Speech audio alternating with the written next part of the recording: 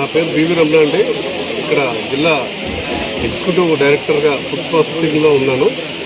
అలాగే ఇక్కడ ఏంటంటే ముఖ్యంగా మనం ఈరోజు టేకప్ చేసిన ప్రోగ్రాము ప్రకృతి వ్యవసాయంలో వరి పంట సాగు గురించి, వరి పంట దాని మిషనరీ ఎలా ఉంటుంది, దానిలో రైతులకి లేకపోతే అటు మార్కెటింగ్ చేసుకోవడానికి అలాంటి విషయాల మీద ఈరోజు చర్చించడం జరిగింది.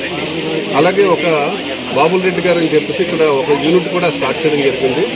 ఈయన ప్రత్యేకించి ప్రకృతి వ్యవసాయం మీద ఈయన దృష్టి పెట్టి గత 7-8 సంవత్సరాల నుంచి కూడా ప్రకృతి వ్యవసాయం చేస్తున్నారు.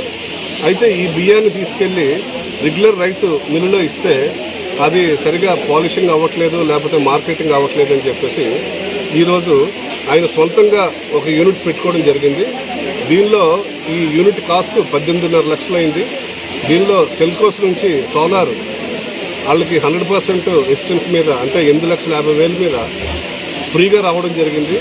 అలాగే మిగిలిన 10 lakhsలో department of horticulture food processing నుంచి ఒక 3.5 lakhs, ఆయన ఫార్మర్ కంట్రిబ్యూషన్ 1 lakh కాగా మిగిలిన 4.5 లక్షలకే ఈరోజు ఆయన ఒక 18.5 లక్షల యూనిట్ స్టార్ట్ చేసుకోవడం జరిగింది. ఈ విషయాన్ని గమనించి ఇలా ప్రకృతి వ్యవసాయంలో ఎవరైనా మన ప్యాడీ పండించుకొని ముందుకు వచ్చినట్టయితే వాళ్ళకి ప్రభుత్వం తరఫున, అలాగే సెల్కోస్ తరఫున, అలాగే రైతు సార్థక సంస్థ తరఫున అందరూ కలిసిమెట్టుగా ఒక ముందుకెళ్లే భావంతో ఈరోజు మీటింగ్ ఏర్పాటు జరిగింది. రైతు ఎదుర్కొంటున్న ప్రధానమైన సమస్య ఏంటంటే తన ఉత్పత్తులను పంట ఏదైతే ఉంటుందో మంచిగా మార్కెట్ చేసుకోవాలనుకున్నప్పుడు దానికి సంబంధించి ప్రాసెసింగ్ యూనిట్స్ అనేవి లేకుండా అయిపోయింది. సో పెద్ద యూనిట్స్కి వెళ్ళినప్పుడు ఏంటంటే సరైన విధంగా అది ప్రాసెస్ అవ్వకపోవడము, దాంట్లో ఉన్నటువంటి అంత న్యాచురల్ ఫార్మింగ్ క్వాలిటీస్ అనేవి, ఆ పారామీటర్స్ అనేవి లేకపోవడము, దీనిటి వల్ల రైతు పంట మార్కెట్ వెళ్ళేసరికల్లా ఆ క్వాలిటీలో వెళ్ళడానికి ఇబ్బందులు ఎదుర్కొంటారు. సో చిన్న చిన్న రైతులు కూడా వాళ్ళ ఉత్పత్తులకి ఏదైతే ప్రాసెస్ చేసుకోవాలంటే పెద్ద మిల్లుకి వెళ్ళలేని పరిస్థితి ఉంది. ఈ క్రమంలో మనము సెల్కో ఫౌండేషన్ వారు, రైతు సాధికార సంస్థ, అట్లనే ఏ విధంగా ఏపీ ఫుడ్ ప్రాసెసింగ్ సొసైటీ వారు ముగ్గురు కూడా కలిసి ఇటువంటి సోలార్ బేస్డ్ రైస్ యూనిట్స్ని ఇవ్వడం ద్వారా రైతులకు ఏదైతే వాళ్ళ పంటలు ఏవైతే ఉన్నాయో వాళ్ళే ఓన్గా ప్రాసెస్ చేసుకొని మార్కెట్ వెళ్ళడానికి అవకాశం ఇవ్వడం జరిగింది. ఇందులో వచ్చే బై ప్రొడక్ట్స్ ఏవైతే ఉన్నాయో, ఈవెన్ తౌడు కానివ్వండి, ఊక కానివ్వండి, అవన్నీ కూడా దాంట్లో కూడా అదే విధమైన ఆర్గానిక్ గుణాలు కలిగి ఉండడం వల్ల లోకల్లో పశువులు పోషణ చేసే వాళ్ళు ఎవరైతే ఉన్నారో వారు కూడా వీటిని తీసుకుంటే మంచి ఆరోగ్యకరంగా ఉంటాయి పశువులు, వాటి పాలు కూడా మంచి క్వాలిటీగా రావడానికి అవకాశం ఏర్పడుతుంది.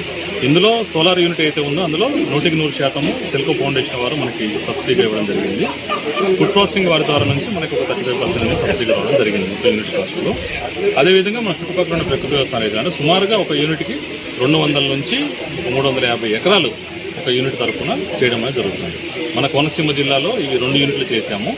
మొత్తం రాష్ట్రంలో ఇట్లాంటివి ఒక 100 యూనిట్లు ఏర్పాటు చేయాలని చెప్పేసి లక్ష్యంగా పెట్టుకోవడం జరిగింది. ప్రకృతి వ్యవసాయం చేస్తున్నానండి. అయితే ఏంటంటే రైస్ ఆడించి అమ్ముకోవటానికి నేను చేస్తున్నాను. ఏ మిల్ దగ్గరికి వెళ్ళినా కల్తీ వచ్చేస్తున్నాను. ఈ చిన్న మిల్లు అయితే బాగుంటుందని ఆలోచనతో చూస్తున్నాను. ఒకసారి సార్ దగ్గరికి వెళ్తే మంచిది సోలార్ మిల్ వచ్చింది, తీసుకుంటారా అన్నారు. దానికోసం చూస్తాం సార్, తీసుకుంటారా అన్నాను. అది అప్లికేషన్ పెట్టుకున్న తర్వాత సార్ దగ్గరికి వెళ్తే వెంటనే సెలెక్ట్ చేశారు. మాకు చాలా థ్యాంక్ యూ సార్.